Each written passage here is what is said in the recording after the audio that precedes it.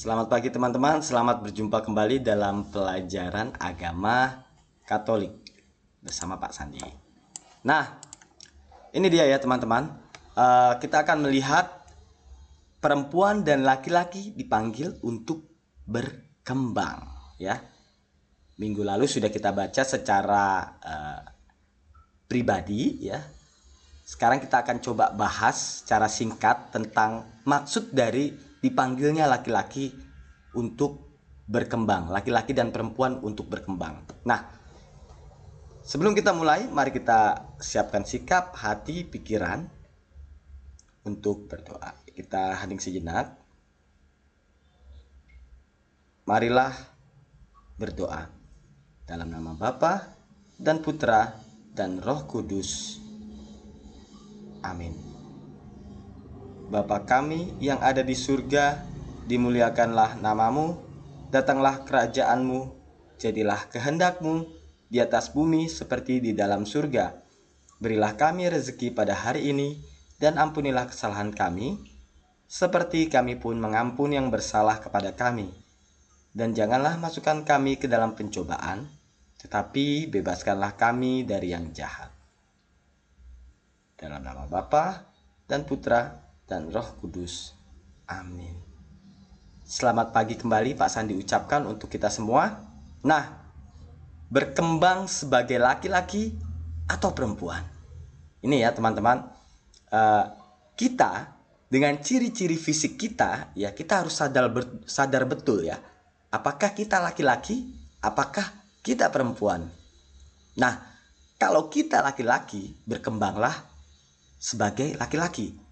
Kalau kita perempuan, berkembanglah sebagai seorang perempuan. Itu kuncinya ya. Nah, jangan dicampur-campur. Kita laki-laki tetapi berkembang sebagai seorang perempuan. Atau kita seorang perempuan berkembang sebagai seorang laki-laki. Jangan dicampur-campur seperti itu teman-teman ya. Itu nanti jatuhnya ke kasus sosial ya. Nantilah ada waktunya kalian bahas itu. Tetapi yang mau diingatkan kepada kita semua teman-teman, laki-laki berkembang sebagai laki-laki, perempuan berkembang sebagai perempuan. Oke. Nah,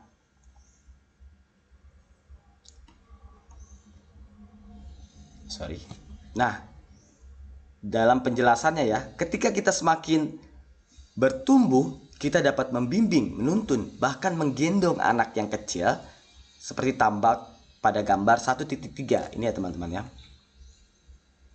1.3 ya. Kita semakin gede, fisik kita semakin sanggup untuk melakukan hal-hal yang lebih besar. Nah, kemudian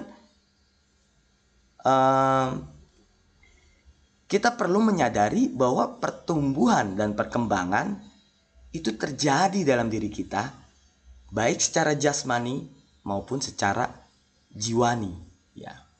Ya teman-teman, maaf. Nah, kita bertumbuh jasmani dan jiwani, bukan hanya fisik kita. Ya, nanti kalau kalian makin gede yang laki-laki itu ada kumisnya sini, kumis masa di sini. Kumis, jenggot, terus ada bulu di sekitar area-area tertentu ya, tumbuh bulu. Nah, yang perempuan juga nanti kalau semakin besar ya semakin ada nampak payudaranya ya, yang bagian dada semakin membesar, kemudian bentuk tubuhnya semakin kelihatan jelas ya kan. Lalu rambutnya, matanya, pipinya semua berubah, berkembang seturut dengan umur masing-masing. Nah, tapi bukan hanya fisik saja teman-teman. Hal-hal jiwani, hal-hal yang ada di dalam diri ya. Rohnya juga, jiwanya juga berkembang ya. Oke. Nah, apa sebenarnya makna pertumbuhan atau perkembangan? Di sini bisa kita lihat ya, pertumbuhan adalah peningkatan semua potensi manusia, baik fisik maupun fisikis ya. Apa saja itu ya? yang fisik bakat, yang non fisik bakat, kecerdasan, keterampilan, perasaan, lalu kemampuan budi lainnya. Yang fisik tadi sudah kita sebutkan di awal tadi ya. Nah, itu arti pertumbuhan dan perkembangan dalam diri manusia ya. Nah, kemudian kita di sini mau melihat, menemukan arti perkembangan menurut kitab suci ya. Apa sih kata kitab suci terkait atau yang berhubungan dengan perkembangan diri seseorang, baik itu laki-laki maupun perempuan ya, sampai keserimpet Pak Sandi. Nah, ini ya, nanti bisa kalian baca perumpamaan tentang talenta ya, di mana ada seorang tuan ya, tuan ini menitipkan talenta. Gampangnya gini lah, tuan ini menitipkan uang, sejumlah uang kepada anak buahnya ya. Anak buah pertama dapat 1 juta, anak buah kedua dapat 500.000, anak buah yang ketiga dapat 100.000. Kemudian pergilah tuan ini ya kan, pergilah tuan ini, kemudian anak yang dapat 1 juta ini puter uangnya ya kan, terus dapat untung yang gede. Anak buah yang kedua juga puter uangnya 500.000, dapat untung yang lumayan. Tapi anak buah yang ketiga yang dapat 100.000, dia pikir uang 100.000 ini bisa apalah, simpan aja lah sampai tuan nanti datang kembaliin aja. Nah, kemudian tuannya datang ya kan, tuannya datang menanyakan kembali uang yang dititipkan kepada mereka. Oh, uang 1 juta, oke. Oh ya, mantap, kamu telah berusaha, kamu telah memutar uang ini dan mendapatkan laba. Bagus sekali, bagus. Kamu silahkan ke tempat khusus yang telah kusediakan gitu, dapat hadiah gitu. Lalu anak buah yang kedua, oh kamu juga toh 500.000, lumayan ya, bisa juga kamu putar itu, luar biasa. Kamu bobotnya sama dengan yang tadi itu ya kan.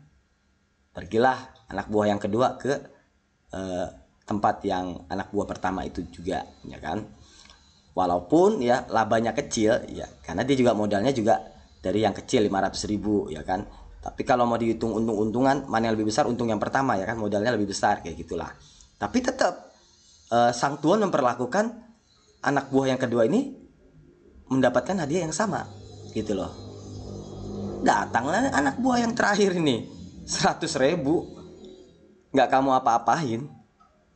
Oh gitu ya, dasar kamu anak buah yang pemalas, tempatmu di sana bukan di sini.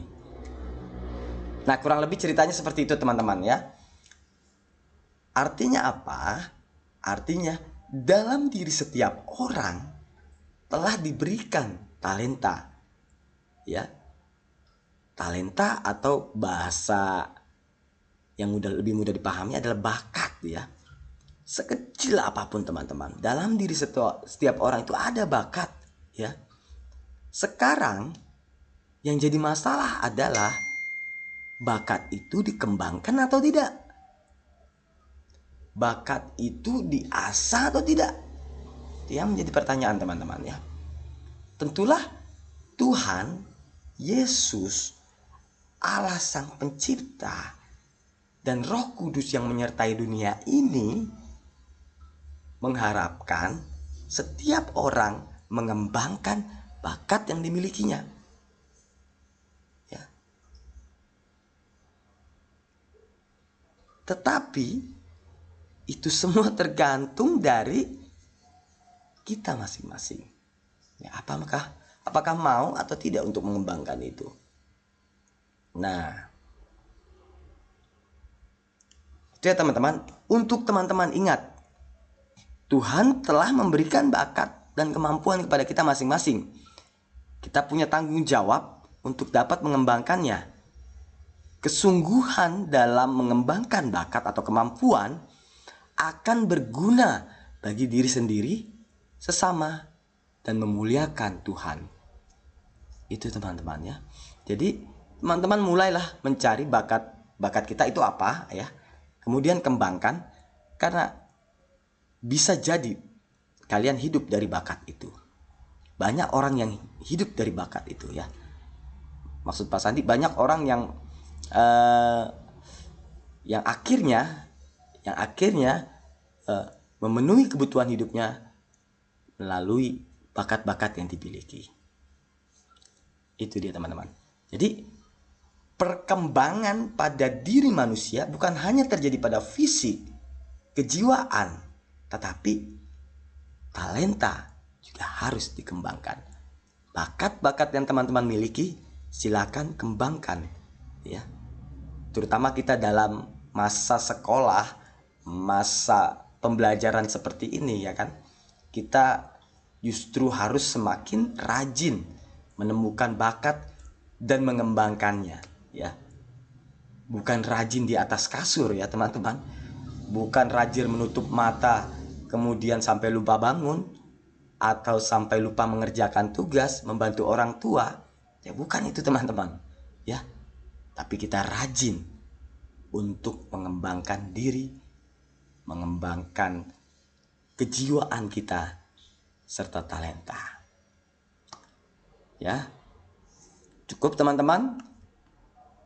Sekarang tugasnya adalah tuliskan talenta yang aku miliki ya. Dan tuliskan usaha-usaha apa saja yang aku kembangkan. Usaha-usaha apa saja yang membantu aku untuk mengembangkan talenta yang telah kulakukan. Itu ya teman-teman. Jadi pertanyaannya adalah, tugasnya adalah menjawab apa talentaku ya. Yang kedua, terus usaha-usaha apa yang telah aku lakukan untuk mengembangkan talenta atau bakat. Nah itu ya. Silakan diketik boleh ya. Di japri WA Pak Sandi juga boleh. Oke. Cukup sekian pembelajaran kita hari ini teman-teman.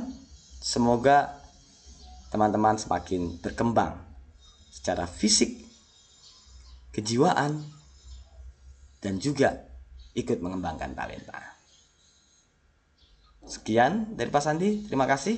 Mari kita hening sejenak.